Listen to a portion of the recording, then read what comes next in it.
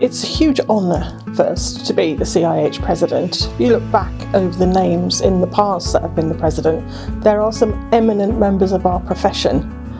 There aren't many people who do get to be the President, and I think it's made more special by the fact that it's not given to you. You have to want it, and you have to apply for it, and you have to have some idea of what you want to do with it. And as the way to end your career, it's like ending on a pinnacle, really, at the height of your career, in possibly the best job that you can do as a volunteer working with CIEH.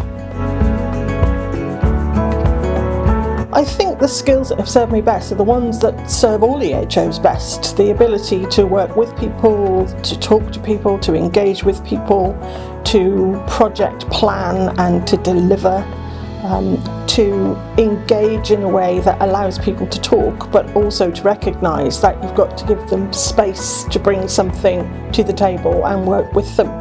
Those are skills that all EHOs have got, and they have served me well. The fact that I have a specific advocacy skill has been useful as well, because obviously as the face of CIEH, I'm talking to the media and talking to groups and individuals, so that skill has been helpful. But I don't think there's any skill that I've got particularly that any EHO in practice doesn't have and doesn't use. The thing I've enjoyed most, I think, is talking to members. It's something that I used to be able to do in my professional life, and then as you step away from your professional life into semi-retirement, you don't do it so much. But the ability to come back and to talk to people and to find out what they want and to see how they want it delivered, and just to hear the general chat about environmental health, the sort of stuff that you used to get round the water cooler, for want of a better expression. It's lovely to be able to do that. But it's also nice to be able to actually do stuff that you can look back and say, I did that. It's been nice to be able to actually get involved in projects with a deliverable at the end of them, to have the room, the time, the scope to develop something like the Mentors Scheme, like the Director of Student Training Opportunities under the umbrella of the newly created President's Commission, so that the work that I've done will survive after I stand back. It's nice to know that that will be the case. The job has changed a little bit, I think. Previous presidents have had the opportunity to go to conferences, to travel fairly widely, to meet people face to face. Well, because of COVID and the changes to working practice, that hasn't really been the case for me.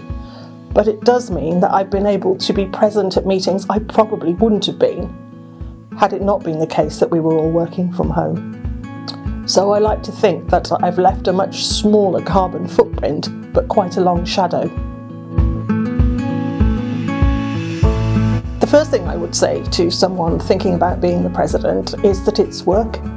It isn't just a glory job. It's not being about a bauble that is brought out and attached to things and looks glamorous. It's about doing things, it's about serving as a member of the board, it's about engaging with members, and it's about doing useful things that benefit CIEH. My advice to the next CIEH President is to be yourself, to know what your skills are and to know what you want to bring to the role. You really do have to hit the road running, and you've got a fairly limited amount of time to achieve what it is that you want to achieve. So work out what it is that you want to do, what interests you, what engages you, and how you want to do that, and then do it. It's a great opportunity to leave a lasting mark, and I would suggest that anyone who wants to take on this role looks at it as an opportunity to do exactly that.